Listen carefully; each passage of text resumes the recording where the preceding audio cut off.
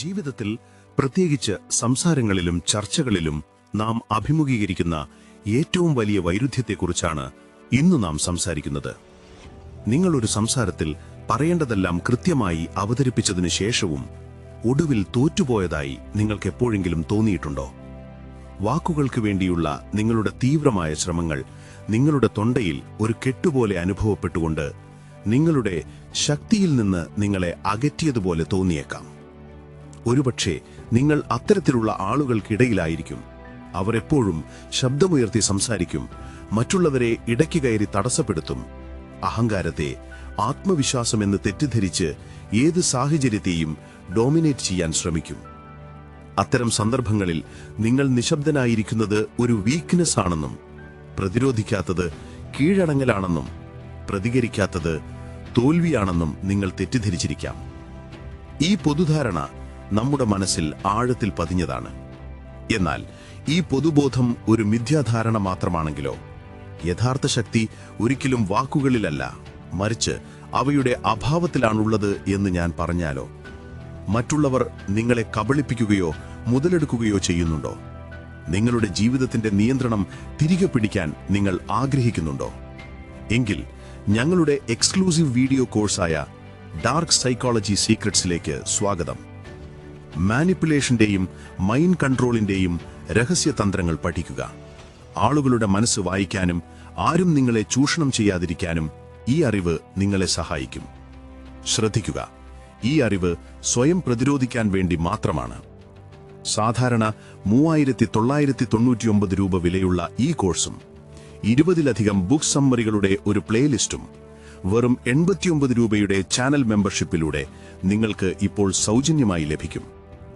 Join button click ചെയ്ത് ഏത് membership ലെവലിലും നിങ്ങൾക്ക് പർച്ചേസ് ചെയ്യാവുന്നതാണ്. ആദ്യ 17 അധ്യായങ്ങൾ ഇപ്പോൾ ലഭ്യമാണ്. ബാക്കിയുള്ളവ ഉടൻ തന്നെ അപ്ലോഡ് ചെയ്യുന്നതാണ്. നിങ്ങളുടെ ജീവിതം മെച്ചപ്പെടുത്താനുള്ള ഈ അവസരം നഷ്ടപ്പെടുത്തരുത്.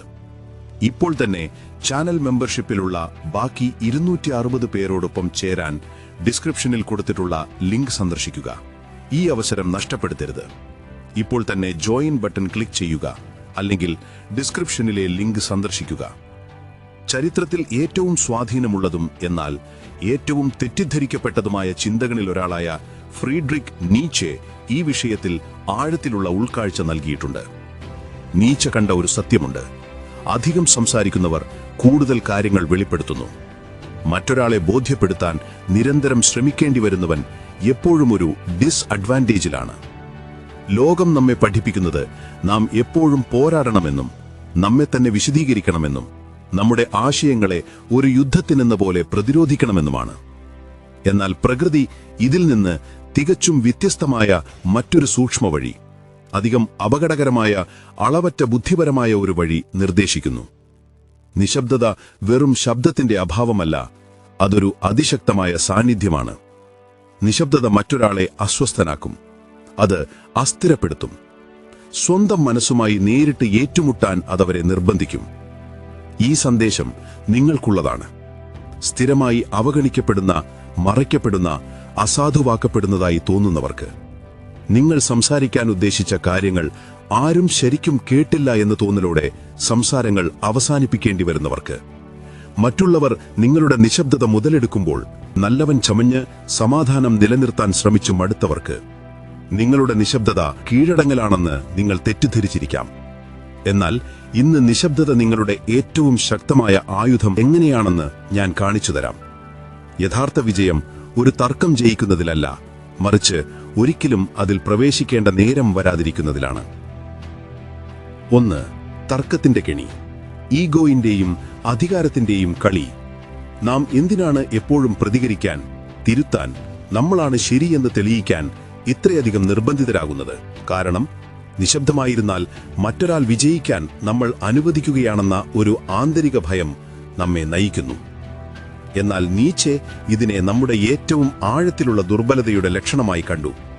ദുർബലനായി കാണപ്പെടുമോ എന്നുള്ള ഭയം. ഈ ഭയത്തിന് പിന്നിൽ ഒളിഞ്ഞിരിക്കുന്നത് നമ്മുടെ ഈഗോയാണ്. ചോദ്യം ചെയ്യപ്പെടുന്നത് സഹിക്കാൻ കഴിയാത്ത, വിയോജിപ്പിനെ ആക്രമണമായി കാണുന്ന, ഏതൊരു സംസാരത്തെയും പോർക്കളമാക്കി മാറ്റുന്ന ദുർബല ഈഗോ. നീച്ചയുടെ വീക്ഷണത്തിൽ മുഖപ്പുരാളുകൾ തർക്കിക്കുമ്പോൾ സത്യത്തെ തേടുന്നില്ല, അവർ അധികാരത്തെയാണ് തേടുന്നത്. തങ്ങളുടെ വിശ്വാസങ്ങൾ ഉലഞ്ഞാൽ തങ്ങളുടെ ലോകം തകരുമെന്ന ഭയം കൊണ്ടാണ് അവർ നിരന്തരം വാദിക്കുന്നത്. അതുകൊണ്ട് വാദപ്രതിവാദം എന്നത് ജ്ഞാനത്തിന്റെ ഉപകരണമല്ല, അതൊരു പ്രതിരോധ കവചമാണ്. കഥയുടെ നിയന്ത്രണം നിലനിർത്താൻ വേണ്ടിയുള്ള ഈഗോയുടെ ഒരു നിരാശയുടെ നിലവിളിയാണത്. നിങ്ങൾ നിങ്ങളുടെ നിലപാട് ന്യായീകരിക്കാൻ നിർബന്ധിതരാകുമ്പോൾ നിങ്ങൾ അറിയാതെ അവരുടെ കളിയിൽ പ്രവേശിച്ചു. അതോടെ നിങ്ങൾ തോറ്റു. കാരണം നിങ്ങളുടെ നിലപാട് ന്യായീകരിക്കേണ്ട ആവശ്യം തന്നെ സൂചിപ്പിക്കുന്നത് നിങ്ങൾ എപ്പോഴും മറ്റൊരാളുടെ അംഗീകാരത്തിനോ വാലിഡേഷനോ വേണ്ടി കൊതിക്കുന്നു എന്നാണ്. നീച്ചെ ഇതിനെ ആട്ടിൻകൂട്ടത്തിന്റെ ധാർമ്മികത എന്ന് വിളിച്ചു. മറ്റുള്ളവരുടെ പ്രതീക്ഷകൾക്കനുസരിച്ച് ജീവിക്കുന്നവരുടെ പെരുമാറ്റം, നല്ലവരായും ശരിയായും കാണപ്പെടാൻ ആഗ്രഹിക്കുന്നവർ. എന്നാൽ ഈ അംഗീകാരം തേടൽ നിങ്ങളെ ദുർബലരായി നിലനിർത്തുന്നു. യഥാർത്ഥ ശക്തി നീച്ചയുടെ അഭിപ്രായത്തിൽ മറ്റുള്ളവരെ ബോധ്യപ്പെടുത്തുന്നതിലല്ല, മറിച്ച് അങ്ങനെ ചെയ്യേണ്ട ആവശ്യം വരാതിരിക്കുന്നതിലാണ്. പരിഹാസം, വിമർശനം, തിരസ്കരണം എന്നിവയുടെ മുന്നിലും നിങ്ങളുടെ കാഴ്ചപ്പാടിൽ ഉറച്ചു നിൽക്കുന്നതിലാണത്. നിങ്ങൾ ചുറ്റുമുള്ളവർ നിയന്ത്രണം നഷ്ടപ്പെടുത്തുമ്പോൾ ശാന്തമായി തുടരാനുള്ള കഴിവാണ് ആന്തരികമായ അധികാരം. പ്രതികരിക്കുന്ന മനസ്സ് ഒരു അടിമയുടെ മനസ്സാണ്. എന്നാൽ നിരീക്ഷിക്കുന്ന മനസ്സ് അത് അപകടകരമാണ്. കാരണം അതിനൊന്നും തെളിയിക്കേണ്ട ആവശ്യമില്ല. 2. യൂബർമെൻഷ്, നിശബ്ദതയെ ആയുധമാക്കുന്ന അതിമാനുഷൻ. പ്രതികരിക്കരുത് എങ്കിൽ ഒരക്ഷരം പോലും ഉരിയാക്കാതെ എങ്ങനെയാണ് നമ്മുടെ ശക്തി മറ്റുള്ളവരെ അനുഭവിപ്പിക്കുക? നീച്ചെ ഇതിന് ഉത്തരം നൽകിയത് യൂബർമെൻഷ് എന്ന ആദർശത്തിലൂടെയാണ്. പൊതുവായ ധാർമ്മികതയുടെ പരിമിതികളെ മറികടന്ന് പൂർണ്ണമായ ആത്മനിയന്ത്രണത്തിലൂടെ ലോകത്തെ അധീനതയിലാക്കുന്ന വ്യക്തി. ഒരു യൂബർമെൻഷ് ലോകത്തോട് പ്രതികരിച്ച് ജീവിക്കുന്നില്ല. അവർ ലോകത്തെ സ്വന്തം കാഴ്ചപ്പാടുകൾക്കനുസരിച്ച് രൂപപ്പെടുത്തുന്നു, പലപ്പോഴും പൂർണ്ണമായ നിശബ്ദതയിൽ. യൂബർമെൻഷിന് തർക്കങ്ങൾ ജയിക്കേണ്ട ആവശ്യമില്ല. അവർ വൈകാരിക ഗെയിമുകളിൽ ഏർപ്പെടുന്നില്ല. അവർ നിരീക്ഷിക്കുന്നു. അവർ എപ്പോഴാണ് സംസാരിക്കേണ്ടതെന്ന് ശ്രദ്ധയോടെ തെരഞ്ഞെടുക്കുന്നു. അതിലുപരി എപ്പോഴാണ് നിശബ്ദനായിരിക്കേണ്ടതെന്നും അവർക്ക് നന്നായി അറിയാം. നിശബ്ദത ഒരുതരം ഭാഷയാണ്. അത് സാന്നിധ്യം അടിച്ചേൽപ്പിക്കുന്ന ഒരു ഭാഷയാണ്. യൂബർമെൻഷിന്റെ നിശബ്ദത ശൂന്യമല്ല, അതൊരു ഭീഷണിയാണ്. അതൊരു അധികാരമാണ്. അത് ആത്മനിയന്ത്രണത്തിന്റെ ശബ്ദമാണ്. അവരുടെ നിശബ്ദത ഒരു മതിലാണ്. മറ്റുള്ളവർ അതിനു പിന്നിൽ എന്താണെന്ന് ഊഹിച്ച് നിരാശപ്പെടും. ആ നിരാശയിൽ അവർക്ക് തെറ്റുകൾ സംഭവിക്കുന്നു. സംസാരിക്കുന്ന ഓരോ വാക്കും ഒരു നീക്കമാണ്. ഓരോ വൈകാരിക പ്രതികരണവും ഒരു ദുർബല പോയിന്റിന്റെ വെളിപ്പെടുത്തലാണ് എന്ന് യൂബർമെൻഷിന് അറിയാം. അതുകൊണ്ടാണ് അവർ ശാന്തരായിരിക്കുന്നത്. അവർക്കൊന്നും പറയാനില്ലാത്തതുകൊണ്ടല്ല, മറിച്ച് ഒന്നും പറയേണ്ട ആവശ്യം അവർക്കില്ലാത്തതുകൊണ്ടാണ്. 3. നിശബ്ദതയുടെ മനഃശാസ്ത്രം, മിറർ ഇഫക്റ്റ് ഉണ്ടാക്കുന്ന അസ്വസ്ഥത.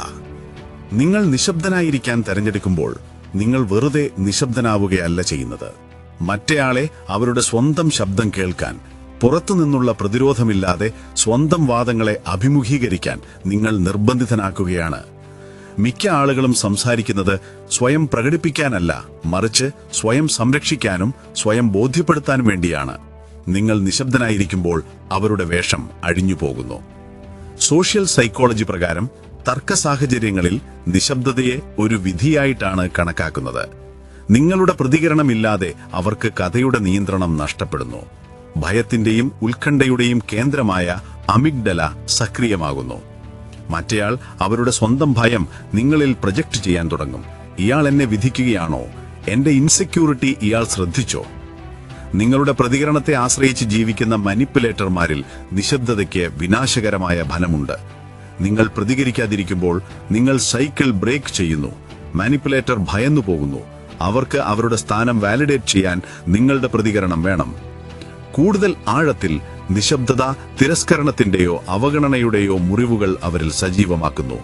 കാരണം അവരുടെ വാക്കുകൾ മതിയാകുന്നില്ല, അവരുടെ സാന്നിധ്യം ഒരു ഇമ്പാക്ട് ഉണ്ടാക്കുന്നില്ല എന്നവർ മനസ്സിലാക്കുന്നു. നാർസിസ്റ്റിക് ഈഗോയ്ക്ക് ഇത് സഹിക്കാനാവില്ല.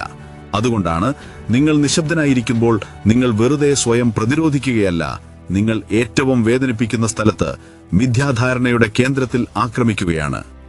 4. നിശബ്ദതയെ ഒരായുധമാക്കുന്നതിനുള്ള 4 തന്ത്രങ്ങൾ. ഇനി നിങ്ങളുടെ നിശബ്ദതയെ ഒരു പ്രത്യേക ലക്ഷ്യത്തോടെയുള്ള ആയുധമാക്കി മാറ്റാനുള്ള 4 തന്ത്രങ്ങൾ പരിചയപ്പെടാം. എ.